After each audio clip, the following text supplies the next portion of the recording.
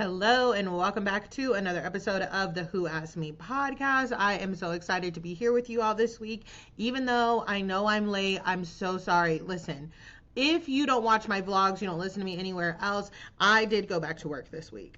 Yes, I started a new job and it was really, really good, but it was definitely an adjustment trying to find a new schedule with my old job. Listen, like I had it down packed, right? I had been at that job for like a year and a half. Excuse me.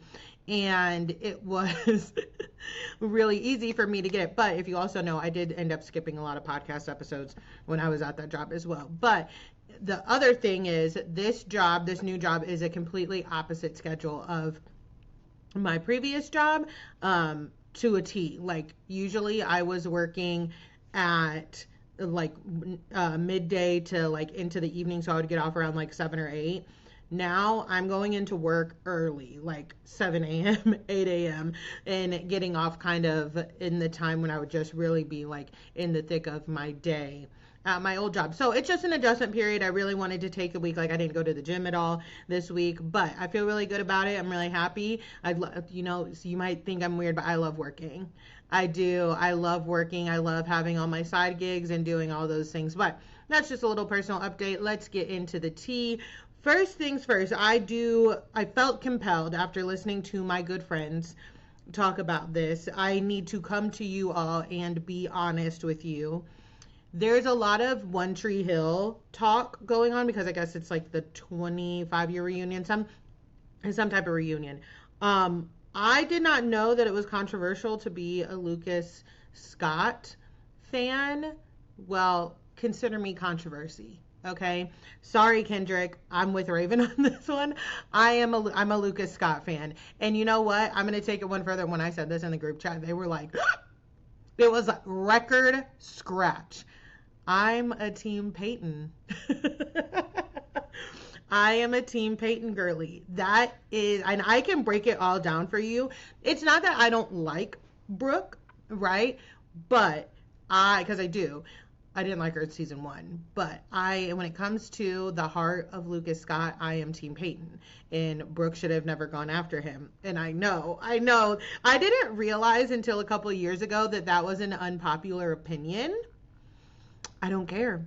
And yes, I've done a rewatch. I have rewatched that show, and I still feel the same way. I don't care. Okay, we can get into that on another day. Maybe me and Kendrick and Raven will all have like a One Tree Hill episode where we just hash out our unpopular opinions. But first thing I really want to get into, because I talked about it last week and it is something that's happening and I'm not going to shy away from these topics.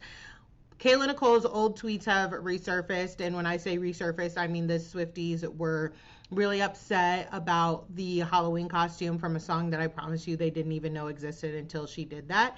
And they went digging. They went digging for anything that they could find. It took them a week, and they found her old tweets from 15 years ago. And you know, I have, first of all, the tweets are they're insensitive, right? There's no excuse for them. But the best way that I can also describe them is they are so millennial on Twitter 15 years ago. I don't care what anybody says. Me and my friends, and again, I'm not saying that they're okay. I'm just saying, I'm being honest, okay? If you are my age, so I'm 33, I think Kayla Nicole's like 34, 33, 34. I know we're the same age. I'll be 34 in a couple months. If you were on Twitter back then, and especially Black Twitter, okay, you know exactly what I'm talking about. They are not tweet, and I'll be the first one also to sit here and tell you, I deleted my Twitter. I deleted my Twitter that I had for 13 years a couple months ago because I did start to get more traction like on my socials, like my TikTok and things like that over on Threads. And it's so funny. There was one tweet that was from probably like, I want to say like 7 years ago. Somebody who I don't know who liked it. It wasn't a problematic tweet that I had. Somebody liked it. And I was like, remember getting the notification that somebody liked it. And I was like, what the fuck is this? And I looked and it said like 2000 14, 15, something like that. And I was like, whoa, shit. And so then I started thinking, I was like, I don't know how they found this tweet from 2014, 15. And it was a stupid tweet. Like I said, it wasn't problematic. It was just stupid. 33-year-old me, I would never fucking tweet that now. But I was like, how the fuck did they find this? And my friends were like, they probably were searching up keywords, like not on your page, but in general, and your tweet popped up. And I was like, and my friends were like, because my friends know my goals and all of that stuff, they were like, search your Twitter for like anything problematic, like type in keywords and search it. And I did a couple words, and I was like, did I have any tweets to the effect of Kayla Nicole's? No, I did not. And I will get into them here in a second. I did not, but I promise you, again, 33-year-old me was mortified by what I saw on my Twitter I've had that Twitter since, I've had a Twitter since I was like 17 or 18. I'm 33.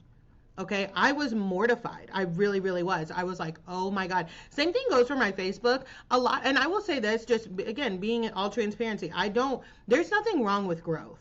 Okay, that's what I want to like show here as well. There's nothing wrong with growth. A lot of my stuff was mainly in like the pick me territory, which is so cringe for me as a person and the woman that I am now.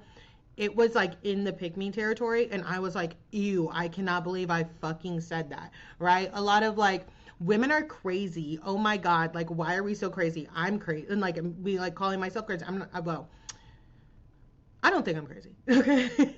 I mean, I am, but like, not in the way that I was saying back then, right? I'm crazy in the fact that like I believe in myself. I am crazy in the sense of like, you're not gonna fucking disrespect me. And in that case, I don't think I'm like crazy, right? What is crazy? If we really want to get into it, but there's a lot of things, and I used to work a retail job, and I definitely said some insensitive things about like a couple groups of people back then, and I would like working in retail around Christmas time. And that is not something that I would ever say, especially on the internet now. So I was like, you know what? I'm just going to delete my Twitter because I forgot that this was here. I forgot that it's a social media platform that I've had for however many years. The only reason I still have Facebook is because I have so many pictures on there that honestly, truly, it's going to take me like hours and hours, but I keep telling myself like I need to go through my Facebook and get all of those photos so I can just like officially delete it. And it's funny because, as y'all know, like I would love to be on a reality TV show. People have told me, they're like, no, when you go on a show, they search you, they do like a thorough search, and they like tell you like you might want to delete this, and this. So with that being said, my homie Pablo, if you don't follow Pablo online, I don't know what you're doing, but they summed it up perfectly on their story. It said, about Kayla Nicole's tweets, they are gross and indefensible. I hope she's learned over the last 15 years since saying those things.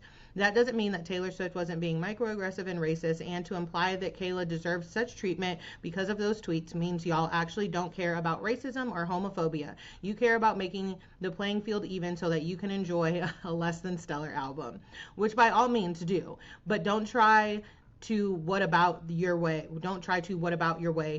out of the truth that you're willing to overlook racism for the sake of your own listening habits. By the way, you can also just hope that Taylor learns from the backlash of this album and carry on being a fan. That pretty much sums up exactly how I feel about them. They're indefensible. That she shouldn't have said them. And Kayla, sweetie, like, I guess she tried to like delete the tweets as people were coming up with them, and it was like, girl, just delete the Twitter, which I guess she eventually did. But that is how I feel. Are they okay? No, but they're from 2010, 2011, and I see a lot of, I'm just going to be honest, white people, white women. Somebody commented this to me on Twitter saying like, I was born in 89 and I've never said anything like that. According to you, it kind of goes back to what I said last week about Jen and on Real Housewives of OC, Jen and Gretchen, where Jen was like, I've never known Gretchen to be like that. Why would you? You are a white woman talking to another white woman. The white people that are like, I've never said anything like that in my life. First of all, you're in your mind, okay? As I said, in my mind back then in 2010, 2012, 13, I didn't think that I was saying anything wrong, to be honest. Now, Kayla Nicole, she had one that was like, it sounds like she was in college, because it was like, I saw this, it was from like 2010. Yeah, that puts her in college, because I graduated high school in 2010. Freshman year of college was 2000. Yeah.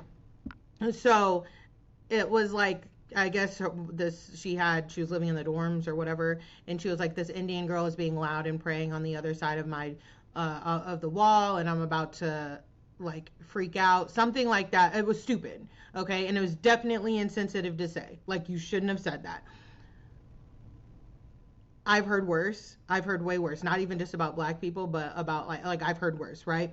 And then she said, what did she say? She was like, I love the gays, but not for my own child. I don't want my child to be gay. That was like around 2011, 2012. What I'm going to say about that is, I think that a lot of people misunderstand Kayla. I'm a fan of Kayla, so I have heard her say this before and talk about her upbringing. She was brought up like very religious, very black religious. And I don't know if some people realize, and I'm not saying like black people, we're not included in this. We realize it because it's our upbringing. But one thing that irritates me about people that are not black, or people's POC, so again, white people, I'm just going to say, it almost seems like since 2020, since, we've been having more of these serious conversations, people assume that because if you're a part of a marginalized group, so black, gay, and black women, anything like that, that you cannot be problematic, or you cannot have upheld problematic beliefs. And that's not true, right? You can speak to your own experience, and speaking to your own experience and experiencing racism or things like that does not mean that you have not said anything ignorant.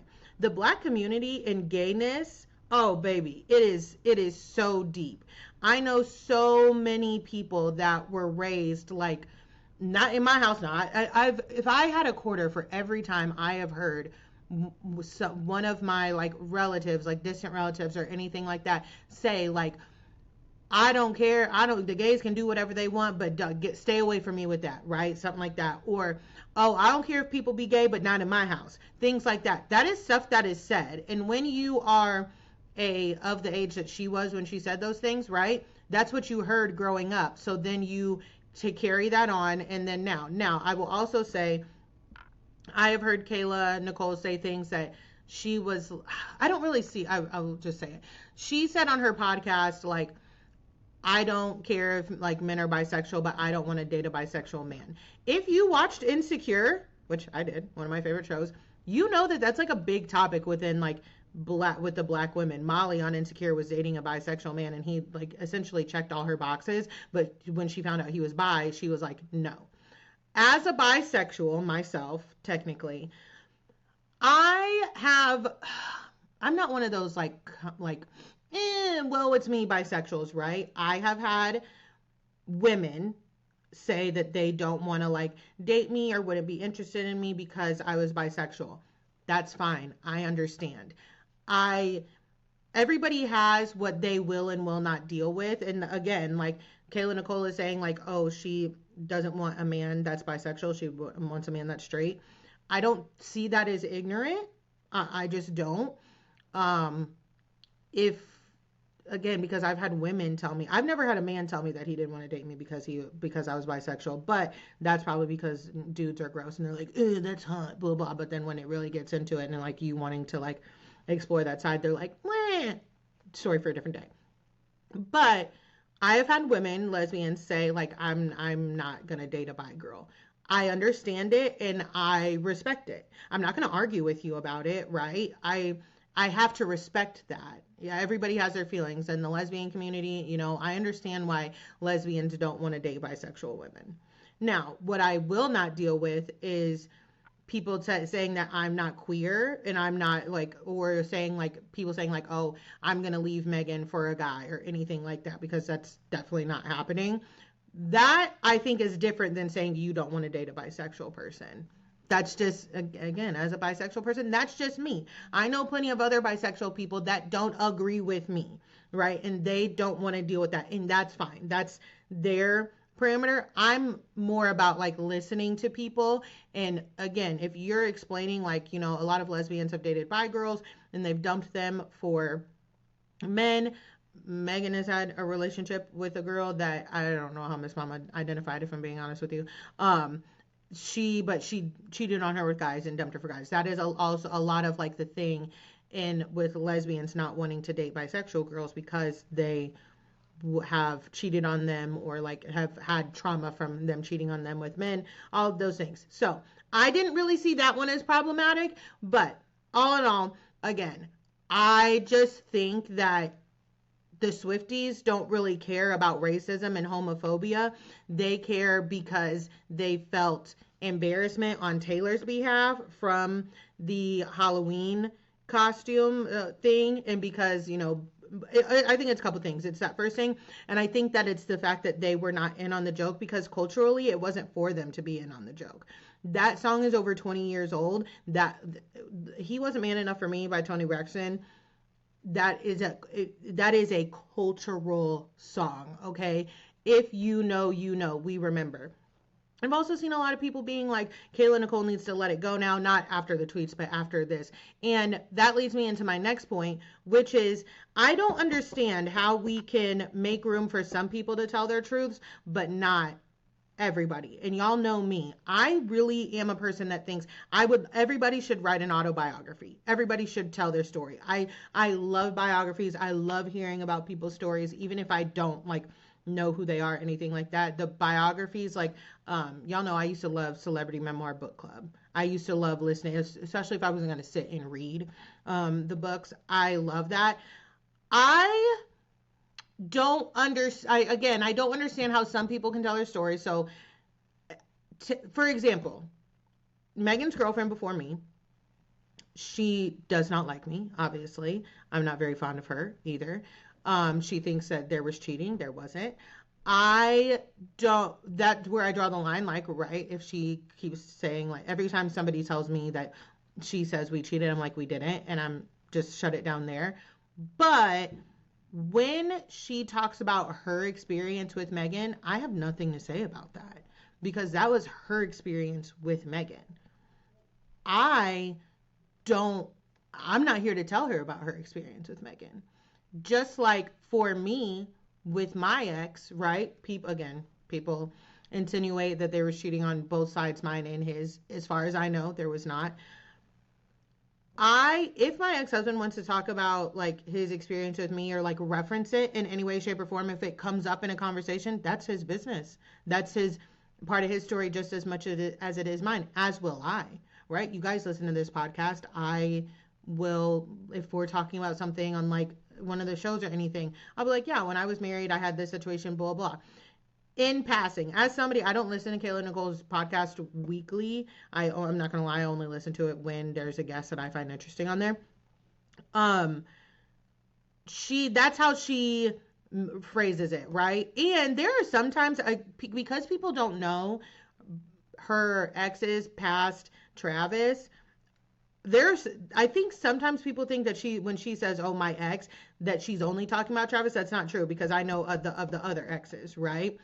And so, again, the Swifties are like hounding in on this and being like, you cannot talk about your experience whatsoever. But Taylor is allowed to not only talk about her experience, but reference Kayla's now too. And that's what I find, like when y'all heard me talk about the album, that's what I find to be disturbing. You cannot tell me if Travis talked to her about whatever, yeah, that's fine. But in like, just like my girlfriend has talked to me about her past experiences with her exes, I'm sure my ex has talked about his past experiences with me to his current. Like, that's fine. I don't think it's for them to go then write songs about and profit off of, if that makes sense. So it's just ridiculous. I do find the act of going through people's Twitters just because, or their old posts, just to find something because they made you mad about this. Again, you don't care about racism. You don't care about homophobia. You care about a gotcha moment because you, for some reason, hate this person so much because of the parasocial relationship you have formed with your fave. And I think that's weird. Racism is not like a gotcha moment. Okay? It's not. And it's weird. It's so fucking weird. But I just wanted to, because I mentioned it last week, and praised the Halloween costume, which I still think is fun. I wanted to mention that here and have an open, honest conversation. And again, I'm telling you guys, I'm not perfect. I've said some shit that it was like, ugh. Moving on though. Secret Lives of Mormon Wives is premiering this week. Guys, I don't know how I can have fatigue on this show when we have only had 2 seasons, but the second season came out in the May. April into May, I think, because I remember I watched the last episode of that season when I was in Chicago seeing Beyonce, and that was in May. Yeah.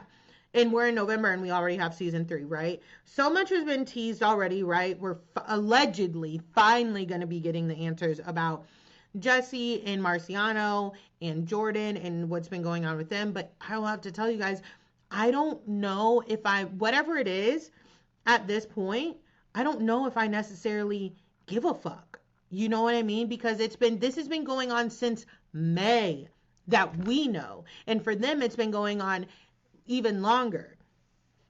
It's clear that Jesse and Jordan had some like type of issue in their marriage, and it looks like they've worked it out. They seem like they are good now. They're going to Disney World with their kids. Jordan has dyed his hair dark brown, like a level 2 or 3. His beard as well. Okay. Marciano is a fame whore. My thing that's irritating me is the Whitney and Demi of it all. I think that Whitney clearly leaned in. We know Whitney wants to be an actress. Whitney leaned in on being the villain after season 1. She's there. But I almost feel like we're seeing how the sauce is made.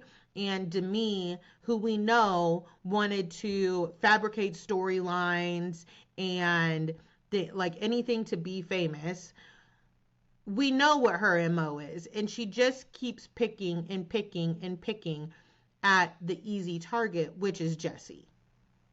And so Whitney and Demi did a live with, I don't remember this, some like maybe sheet brand or I don't freaking know. I don't know.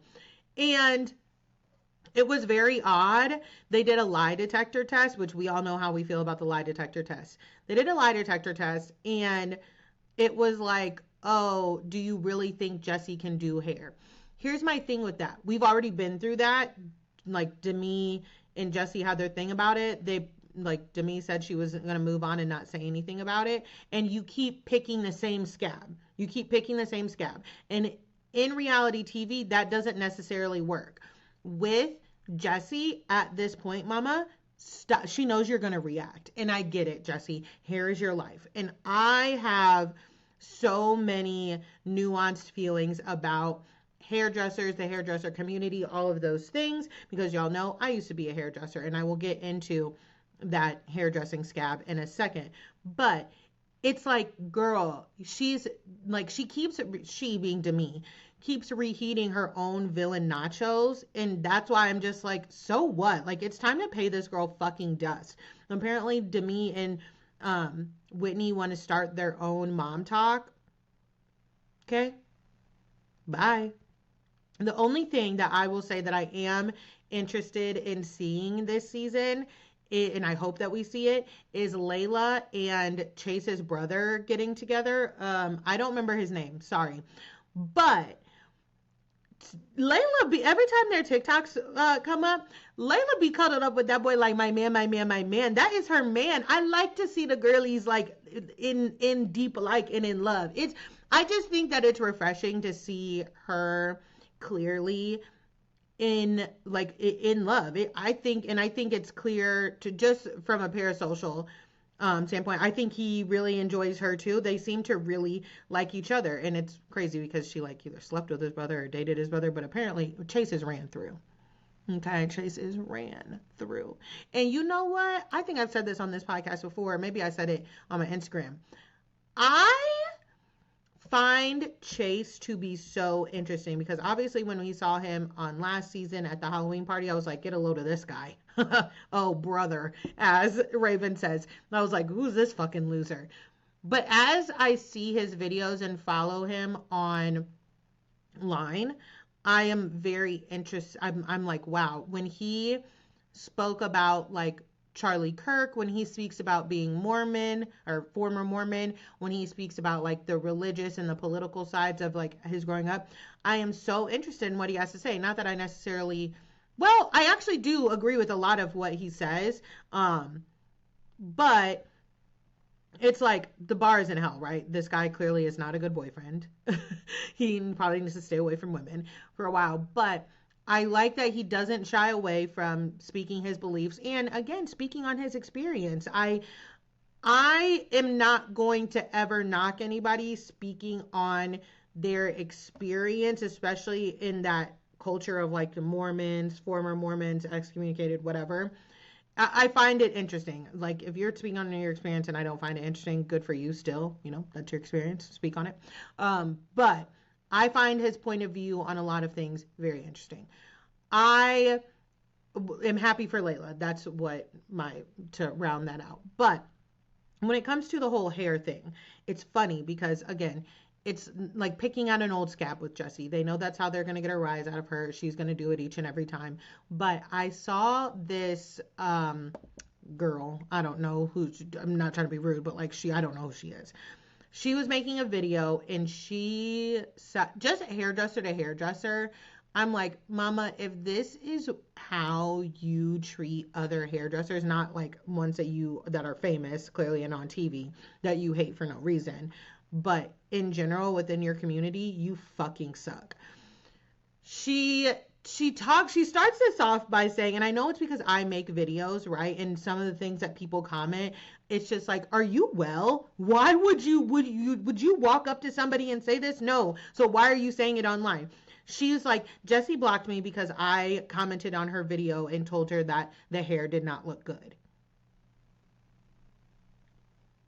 You did what? Would you walk up to somebody? Would you walk behind the chair in the salon? Would you walk up to a hairdresser while they're finishing up their client and be like, that does not look good? You wouldn't do that.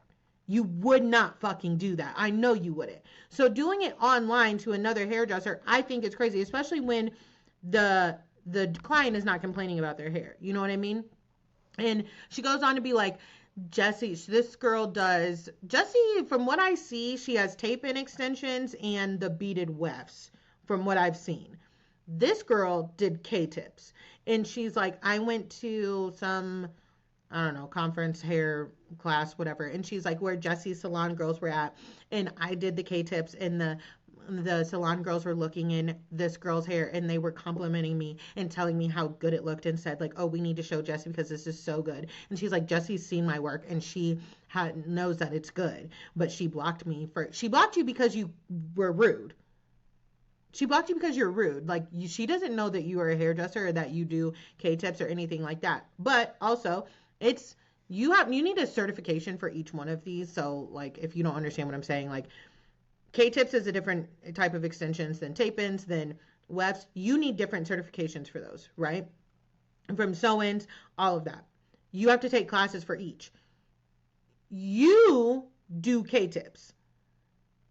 So, but you're judging tape-ins. And I'm going to tell you right now, the tape-ins weren't hard for me. But I took oh my God, what? No. The K-tips I understood. The tape-ins, those ones, when I was taking that certification back in the day for those, oh my God, you want to talk about fucking annoying. I just did not, but I also think it was the brand, because that brand is not around anymore, but we won't get into that. But those, like, it's different certifications is what I'm saying. And it's easy to sit there and be like, oh, blah, blah. One thing about hair, I will tell you, when I worked at Ulta, the salon in Ulta, back in the day, that was my first job. And that was my first salon job out of cosmetology school. That was a Redken salon. I don't know if it still is. And we did classes, right? So Redken certified teachers would come in and teach us things, blah, blah. The issue with the salon at Ulta back in the day, I don't know about now, was always that you had the salon and you had the salon manager, and of course you had us hairdressers. The salon manager had to be a licensed cosmetologist. Then you had the store manager of Ulta that was in charge of everybody. A very basic setup, right? Nothing out of the ordinary there. However, you had the store manager of Ulta who was always trying to tell the salon manager and the salon like hairstylist about doing hair. So I'll never forget my store manager, her name was fucking Heather. Oh God, awful lady. She kept telling us that she got her hair done there, right? And she knew her formula. So, and she knew what was done on her. So she used to be like, you need to be doing this like this on this person. No, mama, that's what works on you. That's what works on you, allegedly, because never mind, not gonna go there. But so we had something, she went to some training or whatever and came back, and I guess at the other store that she went to, they were toning the hair dry, right? A lot of us at that salon liked to tone the hair when wet. Now, here's the thing. This is also it used to be a big controversy in hairdressing. I'm so sorry if I'm boring you guys with some of this, but I'm just drawing parallels. They used to say like, oh, you should be toning on dry hair because especially after it's lifted or colored, because at the bowl, you're not going to see the real color. Totally understand that, and they're not wrong, all right? However, you can also tone at the bowl when the hair is wet. It's quicker. The cuticle is open, okay? And you like neither way is wrong is what I'm trying to say.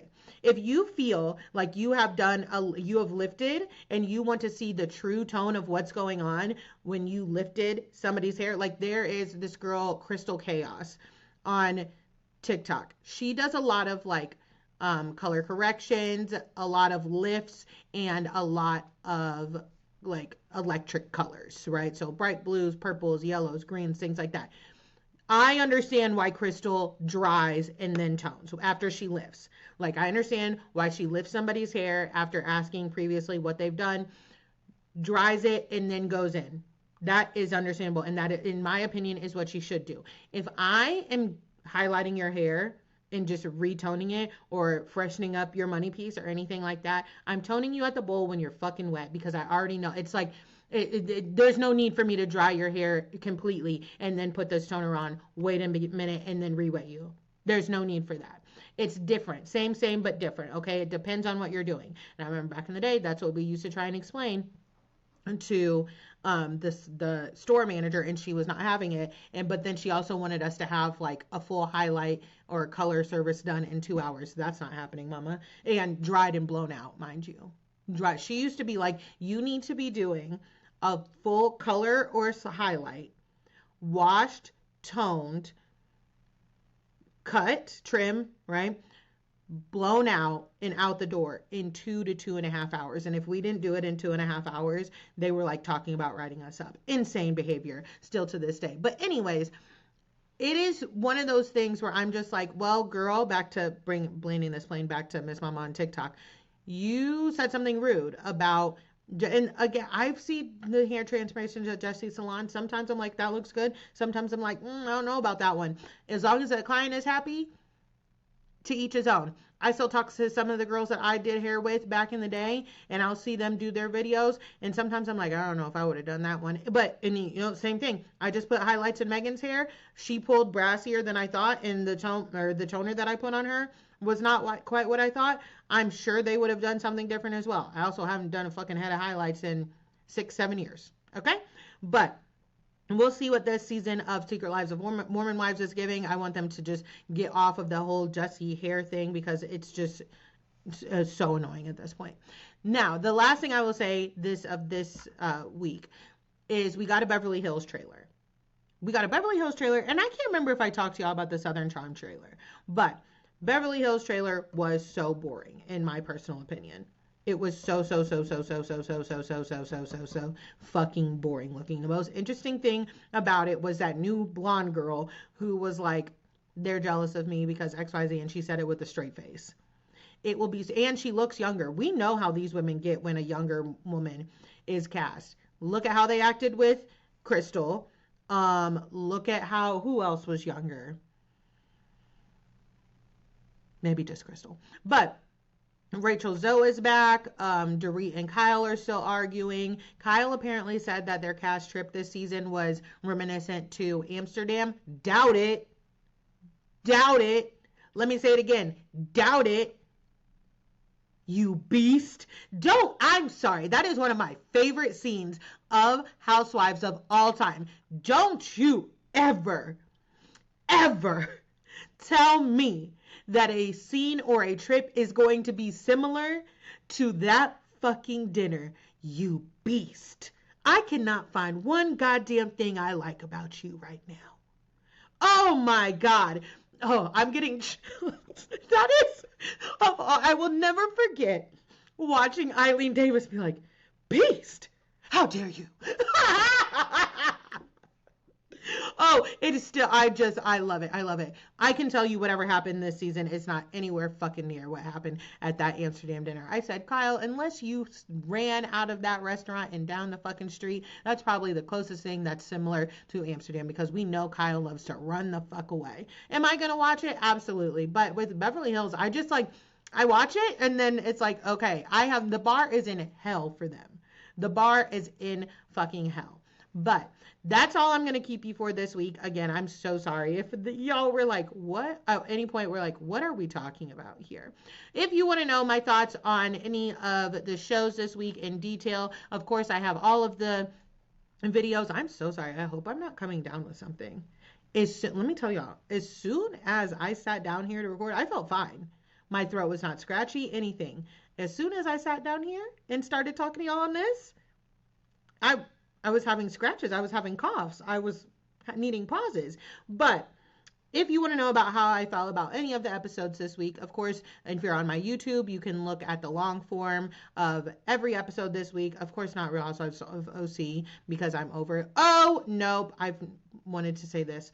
Apparently, they kept the last scene of OC from the ladies, and they are watching it all together on at the reunion. The last time they did that was Vanderpump Rules, and Vanderpump Rules, that's the trailer that we saw.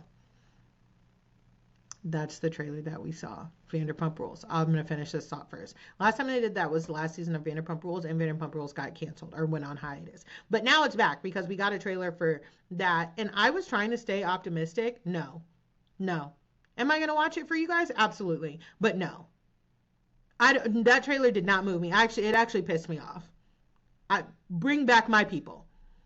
Bring back my people. I would actually watch Lala before. Well, I'm just gonna watch those people. But no, they should have named it something else. And I said this years ago. They should have rebranded Vanderpump Rules years ago, and they should have taken the employees from Tom Tom, and well, Pump is closed now. Tom Tom, Sir, and I think that's all they have. I think. Anyways, but yeah, like, no, ma'am, no ham, no spam. It did not look good, but whatever. We'll be there. It was so, again, I was not having any scratchy throat issues until now. It was so nice talking to y'all. Don't forget to drop down in the comments if you are on YouTube. Like, share, engage. If you are listening on audio, please don't forget to rate and review me. Listen, if you guys are just going to be like, oh, you make excuses for Black women that are racist and blah, blah, you can save that. You can save that. I'm trying to introduce nuance, and I'm trying to talk to you guys like humans. Yeah. And speak about my experience. But thank you so much for listening. I will talk to y'all later. Bye.